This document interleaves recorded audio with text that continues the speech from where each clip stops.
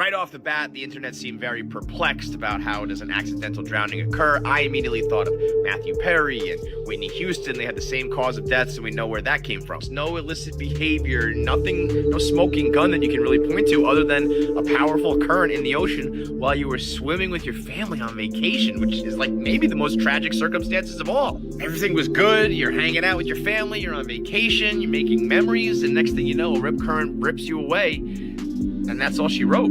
I honestly don't know what's worse. Something that's regrettable and reckless leaves you wondering why and how did we miss this and could this have been avoided. Something like this, though, is just like 1 minute you're good and the next minute you're gone. With your family there, and I'm sure they were trying to save you, and oh my God, that is absolutely gut-wrenching. Just one of those examples of how Mother Nature can be an absolute deadly force. So once again, rest in peace to Malcolm Jamal Warner, gone at the age of 54.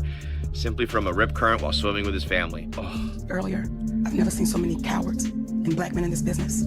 I would have to put my brother Tyler Perry in that. See, when I see you do a clip and you go to T's church, and I watch you write a check for $1 million in front of the congregation, and you give it to this man, was that for the congregation to give more money? Or was that really genuine? So fierce. See, when no one's watching, who are you? So when everyone's watching, and we got a chance to sing when no one was watching. The first person to pay Taraji P. Henson the most money she's ever made. And then we said, but did you pay her fairly? And then he said, I paid her more than she's ever made. What does that mean, brother? Mr. Perry comes in, everything changes. So we literally run the entire episode for him, and he hates it. He says, you know, I want Jeffrey to be gay, and he has a crush on his... Just when it seemed like Malcolm Jamal's death was just a tragic accident boom, Katt Williams and Mo'Nique came out swinging with a whole different story. These two have been pulling back the curtain on Hollywood for a while now, and Malcolm's sudden passing, yeah, that just lit the fuse all over again. According to them, there's way more to this man's death than what's been put out. And guess who's getting dragged into the mess? None other than Mr. Medea himself, Tyler Perry. Now, Tyler wasted no time jumping online with a whole emotional tribute treating poems and lighting candles like he was the grieving best friend. But word in the streets is that memorial might have just been a distraction, a full-blown smokescreen. Katt and Mo'Nique have been side-eyeing Tyler for years, and they're not holding back now. The whispers say Tyler allegedly tried to pull Malcolm into some sneaky behind-the-scenes business stuff Malcolm didn't want to be a part of, and get this, right when Malcolm was reportedly getting ready to blow the lid off. Whatever was going on, bam, he turns up dead in another country. That's right, Costa Rica. It's sounding real suspicious, especially since he was there with his 8-year-old daughter, just trying to enjoy a simple beach day. He was out swimming, supposedly just vibing with his kid, and then suddenly, gone man, the streets are buzzing, and the tea is piping hot. This ain't adding up, and Katt and Mo'Nique swear there's more coming. When Malcolm drowned, it wasn't just him, his young daughter almost went under too. Thank goodness a surfer nearby jumped in and saved her just in time. Meanwhile, a volunteer lifeguard rushed to pull Malcolm out of the water. They tried CPR, but it was already too late. He was gone. The forensic pathology team later confirmed it. Malcolm's cause of death was asphyxiation from drowning, and they called it accidental. Simple, right? Case closed. Not even close.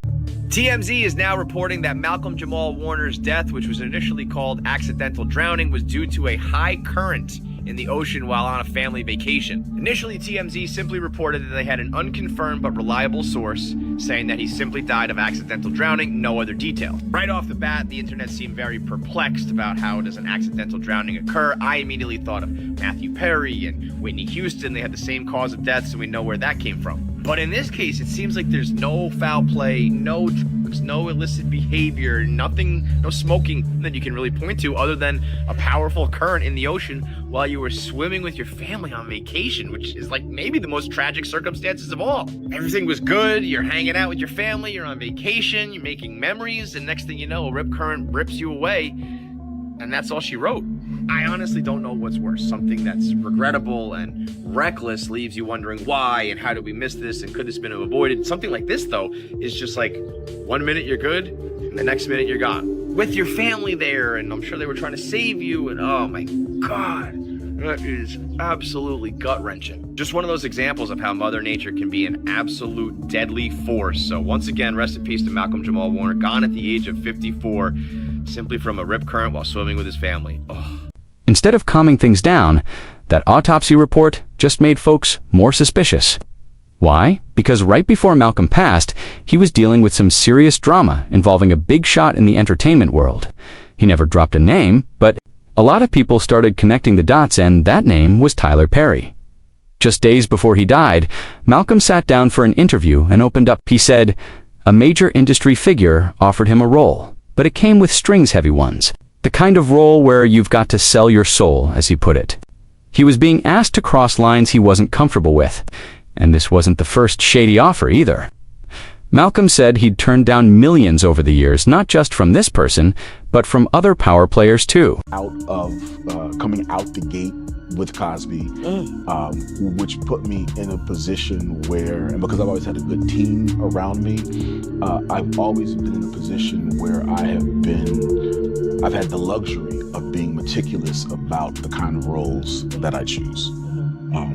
My mom was really instrumental in getting me to understand the concept of longevity, the concept of being versatile within this business, because she would always say, if you look at anyone in this business who's had longevity, there are times when they've been hot and times when they've not been hot.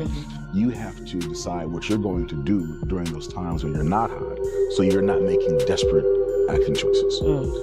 I've been fortunate enough to, I've always had the financial wherewithal to be meticulous about the kind of work that I do. So I have a body of work that I will never have to be embarrassed by. Now, there may be some work I might be embarrassed because I might have been whacked, but there's nothing in my body of work that I'll ever have to be embarrassed in that I misrepresented my people, or I have continue to perpetuate stereotypes of our people. I've been very fortunate to be able to, pick and choose. I've never had to take a role that I felt would compromise my soul. He wasn't about to play the game. At the time, people thought he was just speaking generally. But now, with everything that's come out, folks are rewatching that clip with new eyes and a whole new level of concern. And it gets messier. That same interview happened right when Tyler Perry got slapped with a lawsuit from Derek Dixon, an actor on one of his shows, who claimed Tyler blackballed him for saying no to things he wasn't okay with. Now people are wondering, was Malcolm next on that list? Derek Dixon's lawsuit against Tyler Perry isn't just about money. It's packed with some wild, disturbing claims. Derek is coming for $260 million, and he didn't show up empty-handed. He dropped what he says are DM receipts where Tyler was allegedly saying some real out-of-pocket stuff. In one part of the suit, Derek claims Tyler once pulled his underwear down, smacked him, and told him to relax and just let it happen, promising it wouldn't hurt. According to Derek, he dodged the situation by quickly switching the subject, trying to play it off and get out of there without it escalating further. And people weren't shocked. Why? Because this ain't the first time whispers like this have come up. Months earlier, actor Christian Keys made a cryptic post that fans believe was aimed directly at Tyler to Christian. Didn't drop any names, but the way he worded things didn't leave much to guess. Speaking to my brother about making a declaration of my experience, what I experienced with certain powers that be that were moving inappropriately. This person was for years. He was claiming, that he had multiple young black men on the payroll, and they just had to show up when he requested them to be there. Not just women that have to deal with it, but it's also men sometimes, and it'll be men tempting men. I was like, well, I gotta protect me, because I'm saying no, and I don't want this person, as powerful as they are, to try to get in the way of my work. So I started recording. So I have them offering me money to take my clothes off. I have recordings when I wasn't working with them or for them. I have recordings of them confessing that, the other guys that they have on the all of the above. But that tension didn't stop there. Right after Derek's lawsuit hit the blogs, Christian came back swinging. He announced he was pulling his show off both Bet and Tyler's network, hinting at some behind-the-scenes sabotage. Fans immediately started speculating that Tyler was trying to shut him down, retaliation style. People online didn't hold back, saying it looked like Christian was being iced out for not playing along with whatever power moves were being made behind closed doors. The whole situation has folks giving Tyler Perry the serious side-eye, wondering just how deep this rabbit hole really goes. In transparency, it is disappointing to continuously find out that your show is coming back on the internet instead of finding out from the network. And I've mentioned that in previous seasons and it's still happening. Or to see the trailer online and have to go search for the trailer so I can try to download the trailer for the hit show that I created for this studio and this network, instead of getting it sent when everybody else is getting theirs.